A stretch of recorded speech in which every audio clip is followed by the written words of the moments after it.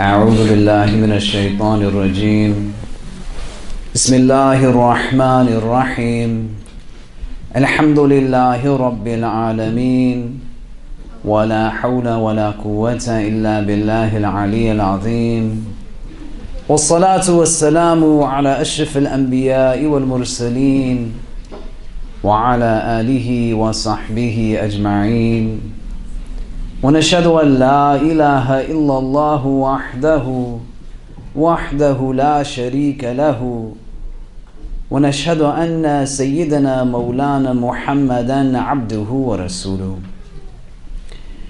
In the name of Allah, the gracious, the merciful, all praise is due to Allah, the Lord of the universe, the Master of the Day of Judgment.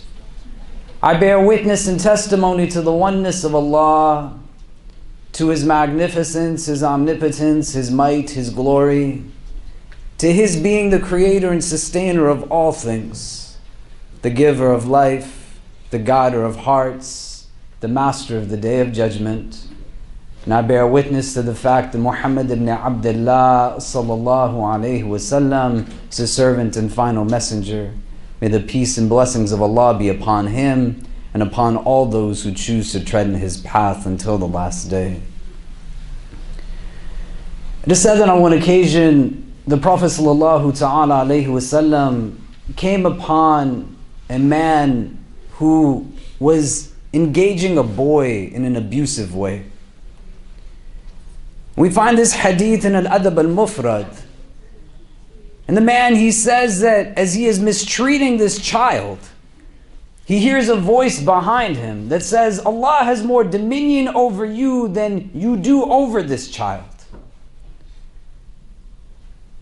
The man says he turns and he sees the messenger of God sallallahu ta'ala alayhi wasallam, and anger is apparent on his face. And he says, Ya Rasulullah, he is free from this. Meaning it's not going to happen anymore. What our messenger sallallahu alayhi wasallam says to that man, that should resonate within each and every one of us here 14 centuries later, in no understandings whatsoever other than what is fact. Good, because had you not done so, had you not stopped, you would have burned in the fire like a piece of coal.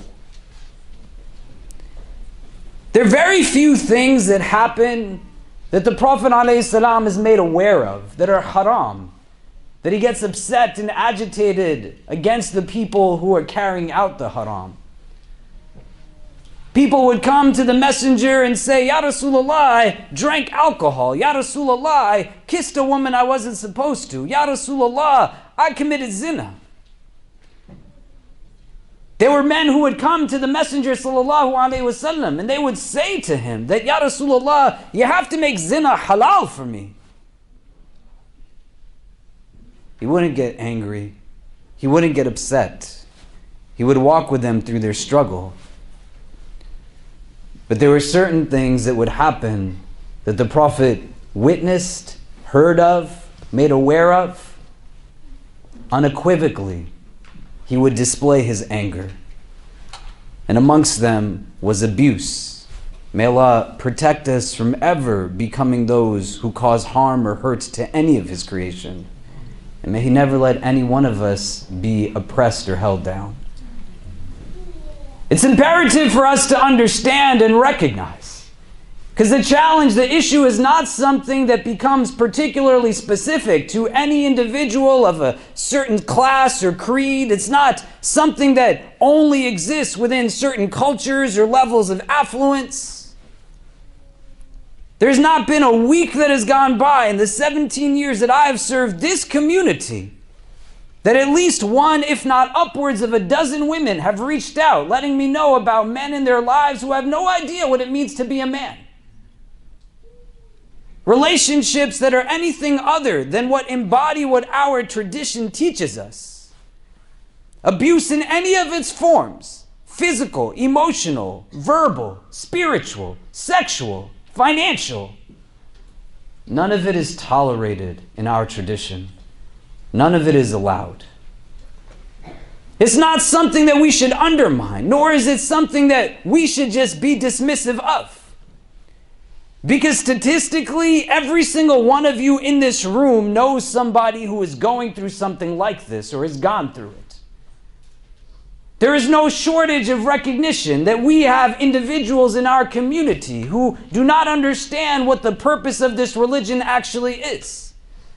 There is no shortage of people who raise their hands on their children, who strike people in ways that no one should ever be struck. That voices that were given to us to be a mode and mechanism of healing and upliftment become weaponized to be able to now channel adult emotions into children's hearts that should never have to contain those kinds of realities. The imperative is there so that we do not give continuity to this vile sickness and illness. Even if not for anyone else's benefit, but for your own. Because you don't want to stand in front of God on the day of judgment with your book saying that you abuse somebody. May Allah protect us. Amen. The Prophet ﷺ, he gives numerous indications and numerous narrations within our tradition that would throw off the table any interpretation of text that would even come close to being able to say that this is something that is tolerable. And it doesn't exist simply within a format that is physical, but physical also in addition to every other form of abuse. The companions asked the messenger, Ya Rasulullah, what right does our spouse have over us? And he says to them, contextually, in a Meccan Arabia, where people treat people like garbage, there's no understanding of an afterlife in that theology. It allows for you to just do what you want without any qualms or recognition of accountability. Within a state of understanding that says that, well, it's just this world, let me just get mine. And who cares if when the power balance is in my favor, I utilize it in a way to manipulate, coerce, control, hold down. And he knows, sallallahu alaihi wasallam, what the habits and practices are of the people at that time. He knows what it is that they engage in, what it is that they do. And so he's speaking, knowing that everyone's listening, and how it is that he's going to dismantle and demolish abhorrent practices that become normative within society. But even if everybody's doing it, it doesn't matter. If it's wrong, it's wrong. And so they say, what are the rights that a spouse has over us? What right does my wife have over me? And he says that your wife has the right that she will eat from what you eat from. That she will live, be clothed, sheltered with what you are clothed and sheltered by.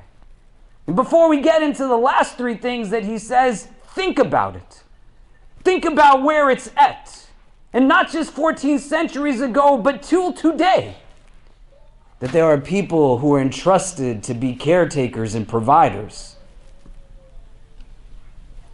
And they fill their stomachs and could care less whether the people in their family have anything to eat. And it's not because they're without means. If you are hungry and someone else is hungry, because you both are hungry and you don't have means, may Allah make it easy. That's not what the hadith is saying. But it's giving an insight into the level of what it is that becomes an absence of etiquette. That you can literally have somebody who is feeding themselves, clothing themselves, providing security for themselves. And if I had the ability, I could put you in front of a row of men who have done this to their women just in the last years of their lives. And as he moves forward, after establishing this, that you are in a place where you have equitable treatment. You are not in a place where you leave it aside. This is a hadith that comes to us in Abu Dawood. She eats from what you eat from. She's clothed and sheltered from what you are clothed with. And then third, he says that she has a right that you do not strike her in her face. Why would our messenger explicitly say this if there were not people that were actually doing this nonsense? and leaving it in every sense of understanding, unequivocally. You don't hit people.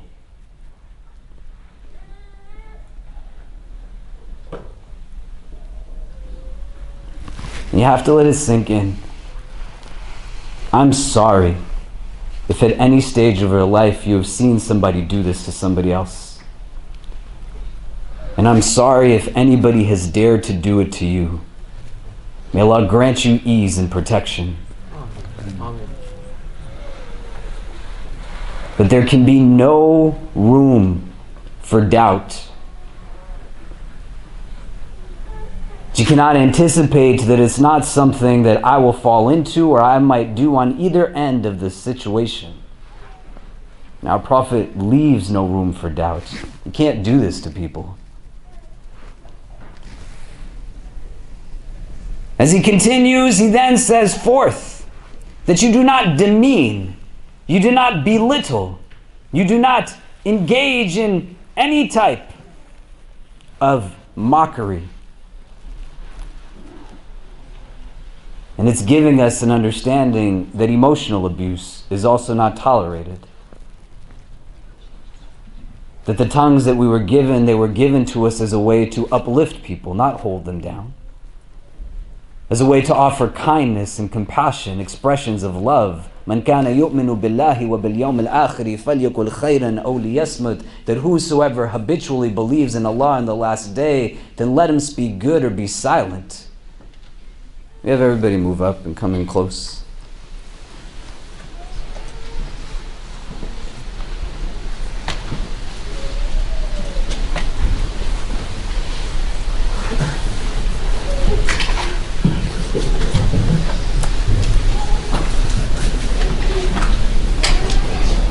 You can't mince words. And then the last piece that he gives in this hadith, after speaking about physical abuse, emotional abuse, he says that your wife, she has a right that you will not abandon her except within the house. And the meaning of this is not that at your leisure you just walk out on your family. But if you get to a place where you are in argumentation, you are fighting, you are in a place where there's quarrels, it's going to happen. That the man is the one that leaves the house. The woman doesn't get kicked out. That you will never tell your wife that she needs to go.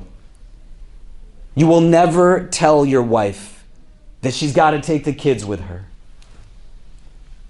That you will never be told that you need to be the one that leaves. It is the man that leaves when there is an argument.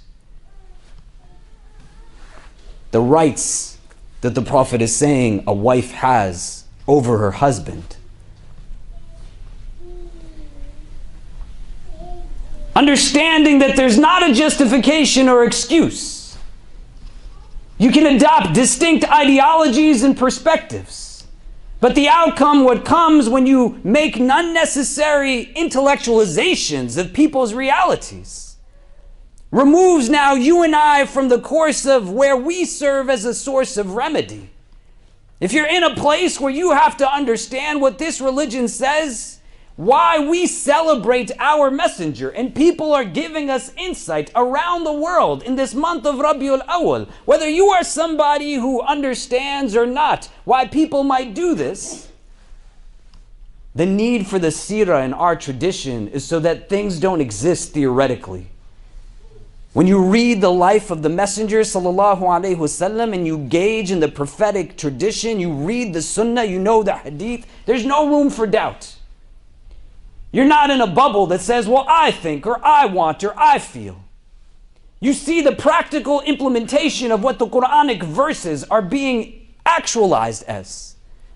And so there's hadith that literally say, لَمْ يَضْرِبْ رَسُولُ اللَّهِ إِمْرَأَةً وَلَا غُلَامًا وَلَا وَلَدًا قَطْ. That the messenger of God never struck a woman or a servant or a child ever. So throw out any opinion that gives you a sense of justification, that whatever relationship that you are in allows for you to somehow demean somebody, because you're not following the sunnah of our prophet when you do that. And you have a God who we are taught that on the day of judgment that you invoke as Maliki Yawmiddin 17 times a day will assemble people on that day of judgment, and he will say, bring me those who thought that they were actually Malik in that world. Bring me those who thought that they actually had dominion over somebody. Bring me those who think that they have power. Because today you're going to understand what real power is. You're going to stand and you're going to be in a place where every word, every utterance, every yell, every scream, and it's not going to be you that's going to be testifying on yourself, but your hands are going to talk about what they did to people. Your tongue is going to speak about how you engaged in atrocious engagements. The cheeks of those that you dare to raise a hand against will speak out against what you did to them. So now is the time to wake up, to not have a simplistic understanding of what this religion is about. The very last sermon of our Messenger sallallahu alaihi wasallam, standing in front of 120,000 of his companions, speaking about all kinds of things that he needs his people to know as they leave from an engagement that is worldly, because his time is coming to an end. He includes within that you got to treat your women well. And this is not hadith that you want to think in a way that is just about gender norms that make you awkward around the opposite gender. The hadith that tells you when a man and a woman is alone and shaitan is the third should not be something that you think about purely in a hypersexualized way. Because likely when somebody is striking somebody or abusing somebody, they're not doing it in public for everybody to watch. They're not in a place where the eyes are on them. But it's when you're sitting in a place and control is exerted and there's nobody other than you and the other. And shaitan is the third. May Allah protect us from his waswasa. And so you understand your capacity and you think about it. There's no room for doubt. A woman comes to the Messenger sallallahu alaihi wasallam. She is the wife of a person by the name of Al-Walid ibn Uqba. And she says, O Messenger of God, Al-Walid, he strikes me, he hits me. Our Prophet doesn't ask her, did you do something to deserve it? He doesn't say to her that, was there something that you did to provoke him? He doesn't engage in this kind of foolish nonsense, nor is there platitudes that are thrown around. Just be patient, have more trust in God. But she comes and she says that he does this to me. He rips off a piece of his shirt, something to indicate that this is evidence that you've come to talk to me. And what your messenger says to this woman who turns to him knowing that he is a man that will stand by her side, that take this and show it to him and let him know that you are under my protection. I have your back. That's what a Muslim does. You don't turn the other cheek in certain issues. You don't both sides certain things. There's not a neutrality on every concept. This weird understanding in a prism of modernity that says that I have to somehow also still be friends with the one that's hurting somebody else. I still have to be there for them in some way. Why? What are you really yielding to in that moment? And then we start to think about our roles, our purpose, how we collectively need to build and recognize that we're not sitting in the middle of Manhattan, man, with a multi-million-dollar view, spoiled where we can sit and overlook a park so that we just get to pray our prayer. Your prayer is not just for you, it's for so many others. You're not in a place where your degrees were given to you, the jobs that you have, the friends, the community that you have. So at the end of the day, we sit and we hear and we understand stories, but it doesn't bring us to a place of motivation to go out and build what we can't expect anybody else to build for ourselves. The acquisition of wealth is not haram in our tradition. Go make your money, get your degrees, go to one of the best universities in this country if you are at this school, or any school that you have gone to that has afforded you the knowledge that you have. But understand, the questioning that comes is not about the actual wealth that's accrued, but how did you attain it and what did you use it for? You think Allah gave you the brain that He gave you so that you could just be in a place that's self-serving? You think He endowed us with the comfort that we have so that we can come and go on our way? But you're here in this place so that you can lean on one another in supportive community and allow for yourselves to be a reason as to why people have hope in this world, never the reason that people dread it. I want you to think about a few statements that I'm going to make, and then I'm going to share with you something that was sent to me recently that I want you to think about at the conclusion of all of this. Can we have everybody move up again, please? Make room for people. There's still a lot of room in the space. No.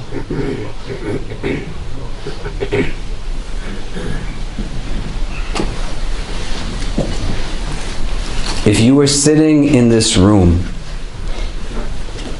and you are somebody who is blessed to be in a relationship with any other human being, friend, significant other, child, grandchild, parent, spouse, honor the rights of that person. More so for your sake than anybody else. Understand the proportionality of this world in relation to the world that will come after this. There is nothing that legitimizes you abusing another part of creation. And if you sit here and you don't hear me, because as best as I can, I'm saying it with love. You are going to stand in front of Allah one day. And this is the place where you can go and right the wrongs that you have committed. A day of judgment is an individual accounting. And there's not a lot of times when our Prophet distanced himself from people in this world. But there's going to only be one voice that's saying, Ummati, Ummati, my Ummah on the day of judgment. Everybody else is going to be saying, Nafsi, Nafsi, myself, myself. And I say to you again with love, I don't know how you could possibly ask for intercession from the man who was sent to be a mercy to this world if you think that it's okay for you to abuse another person. So today is the day that you stop it and you don't let it prolong. If you know of somebody that's doing this and you're trying to figure out ways to assist and help, then let us know. You don't want to interject yourself in a way that doesn't help in certain ways, and you equip yourself to go and learn what is the best way to be a support for somebody. That it's not a matter of convenience.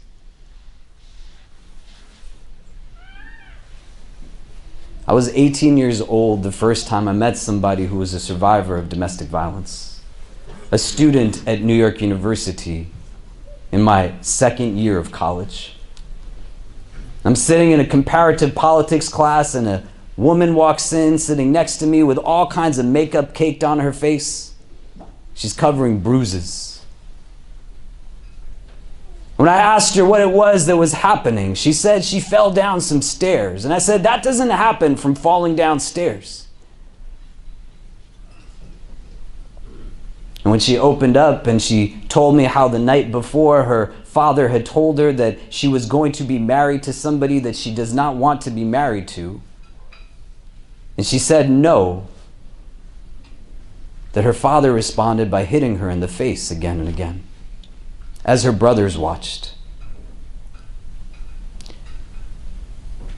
And she's opening up now and she's asking for assistance. And at 18 years of age, having never met somebody like this in my life, I had no idea what I was supposed to do for her. I had no idea what I was supposed to say, where to send her, who to refer her to. At that point, I had a decision to make. Do I let her story be in vain? Or do I equip myself to be able to help and learn and understand? Over the years, there have been hundreds, if not thousands, whose stories I could tell you. But this sister came back about 7 years later, again looking for help, moving from one abusive situation to now another abusive situation in a marriage. Because at 18, I took the time to try to understand, well, what do I do when this comes again? She needed help. We were able to get her the help she needed, and to get her out of that situation. Despite family that said, stay, what will people think if you divorce this person? You gotta learn. It's not an excuse. This is not a religion that's about egocentricity. It's a religion that is rooted deeply in understanding who Allah is. And when you center God and you recognize that we're all connected to each other, you think about it in that way. You take the time to go and be in spaces and hear from people, understand their experiences. The third thing that I'll say, do not tolerate people's abuse of you. Do not let it be something that you make excuses for. Nobody should mock you. Nobody should ridicule you. Nobody should demean you. Nobody should humiliate you. I had an incident with my husband a few weeks ago. He punched me in the face and left me with a bloody mouth and bruises. Now I have a restraining order against him and he is not allowed into my home. This has been the third incident where he has brutally hit me. I didn't want to do a restraining order, but I have no choice. The psychological burden of living with an abuser has been too much to bear, and I feel more at peace now that I'm alone. I had a court hearing to get a full restraining order last week, and the judge informed me that my husband, if he gets a full restraining order, would negatively affect his status in this country. I spoke to a social worker at the court that day, and she said I have the option of seeking a civil restraining order against him that would not affect his status. The only reason his status matters to me is that I need spousal support from him.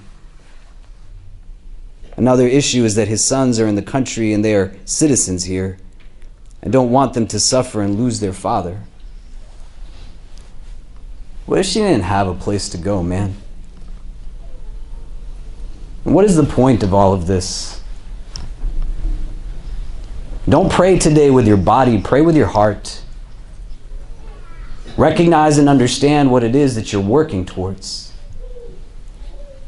No person should be forced to be in this situation because they don't have then communal support, financial support, stuck living in hell because I don't have money to feed myself. And you can see the compassion and love that even being immersed in that circumstance, she's thinking about his children and what it will do to them.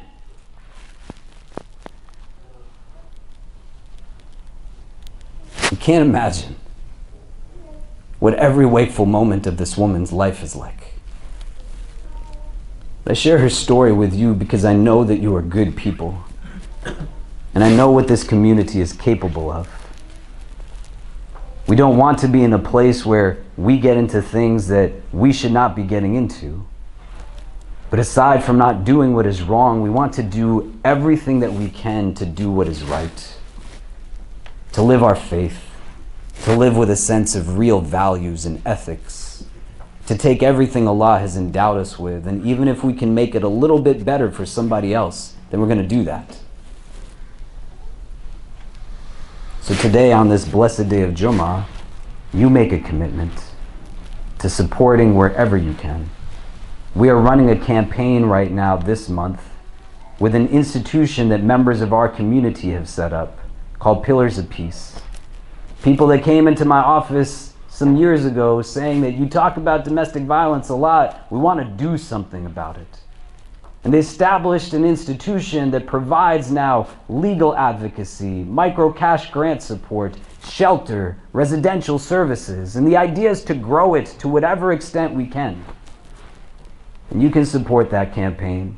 We have one sister in the community who, mashallah, reached out to me and she said, I want to give you $75,000 for this. May Allah bless her and increase her. And she said, I'm going to give it to you if you can get other people to match that dollar for dollar. And I know that we can do that. The sadaqah from today is going to go towards that cause, and you want to do something more than put cash in a box, let me know. It's not going to just go to help people who otherwise their lives would be normal. But it's literally going to help people to live. And to live in a place where they have just solace, sanctuary. They have peace, basic comfort. And then beyond this day of Jum'uah, you make a commitment here that any treasure, any gift Allah gives to you, a child, a spouse, a friend, a loved one, that you treat it as an actual gift. You never mistreat it. You never be the reason as to why somebody carries this kind of pain. You never be the reason as to why somebody carries this kind of hurt.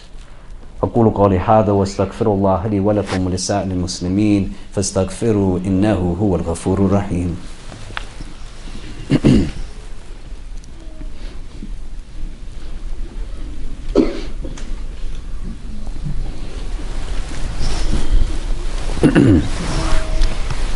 إن الحمد لله نحمده ونستعينه ونستغفره ونؤمن به ونتوكل عليه ونعوذ بالله من شرور أنفسنا ومن سيئات أعمالنا من يهده الله تعالى فلا مضل له ومن يضلل فلا هادي له ونشهد أن لا إله إلا الله وحده لا شريك له ونشهد أن سيدنا مولانا محمدا عبده ورسول. As things open up and the pandemic starts to curtail even more, may Allah protect us always. We want to get this community back to where we were prior to COVID hitting. And we stepped up where people needed us in the course of the pandemic, and some of our strategy got derailed. But as the coming months come and we see more and more people returning, it's going to be you all that are going to help us build that much more. We're going to build the clinics. We're going to build the pantries. We're going to build even more shelters. We're going to be in a place where we tap into your talent, and you're going to embrace your luminosity to go out and be a source of light for this world. You're going to allow for yourself to see how it is that even individually you might have struggle. When we come together, there is so much that we can do. And your presence has impact, but your absence does as well. And all I'm asking you to do is just think about what all of this means to you. What is it that you're really readying yourself for? What is it that you're in pursuit of? And if it's not us as Muslims who are getting these things done, then who else is going to be the ones that are getting it done? Inna Allah wa malaikatahu yusalluna ala nabi يا أيها الذين آمنوا صلوا عليه وسلموا تسليما اللهم صل وسلم وبارك على سيدنا محمد في الأولين وفي الآخرين اللهم صل وسلم وبارك على سيدنا محمد وعلى آله وصحبه وبارك وسلم يا أرحم الراحمين اللهم إنك عفو كريم تحب العفو فاعف عنا يا مقلب القلوب ثبت قلوبنا على دينك اللهم اجعلنا من المخلصين اللهم اجعلنا من المخلصين اللهم اجعلنا من المخلصين.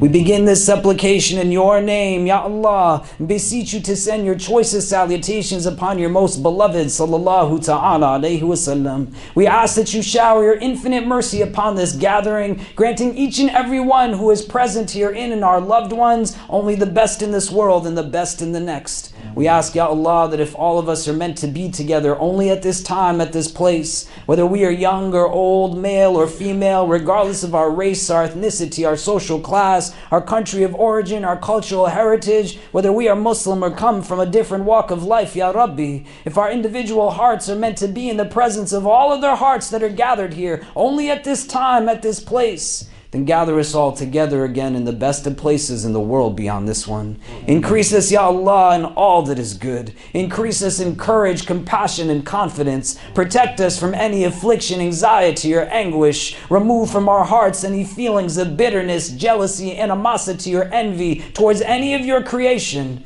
Grant us hearts that are filled with understanding and hope. Hearts that are drawn towards things of real goodness and beauty. Hearts that find themselves deep in your remembrance. For indeed in your remembrance do hearts find rest. We ask, Ya Allah, that for all those who find themselves in any state of duress or distress at this time, that you bring to them only those who will be the best of their supporters and helpers. And you make this community a community that recognizes its potential and goes out and does what is right simply because it's the right thing to do. Make us always a source of light and benefit for all those who come through these doors. And allow for us to be transformed in such a way by this day of Jum'uah that we walk with an ever-increasing boldness every step that we take in this world, doing the things which others say cannot be done. Make us the reason that people have hope in this world, never the reason that people might dread it. Through us, Ya Allah, clothe your creation. Through us, Ya Allah, feed your creation. Through us, Ya Allah, give shelter to your creation. Through us, Ya Allah, be generous to your creation. Through us, Ya Allah, give strength to your creation. Through us, Ya Allah, give hope to your creation. Through us, Ya Allah, be merciful to your creation. Through us, Ya Allah, love your creation. Let not any one of us ever feel unloved. Let us always be those who feel and recognize the presence of your mercy and your love. Let this day of Jum'uah not end upon any of us without us doing something of benefit for someone else. And allow for us, Ya Rabbi, to do whatever it is that we can to ensure that nobody has to go through these types of abuse ever. Bring ease to the hearts of these children, these women, those who find themselves in any state of difficulty, and help us to be everything that it is that you know we can be, Ya Rabb. So even where we can help heal one heart, we'll go out and do whatever we can to make that happen. Protect us always from hearts that are not humble, tongues that are not wise, and eyes that have forgotten how to cry. Forgive us for our shortcomings and guide and bless us all. ربنا تقبل منا إنك أنت السميع العليم وتب علينا يا مولانا إنك أنت التواب الرحيم وصلى الله تعالى على خير خلقه محمد وآله وصحبه أجمعين برحمتك يا أرحم الراحمين وأقيموا الصلاة.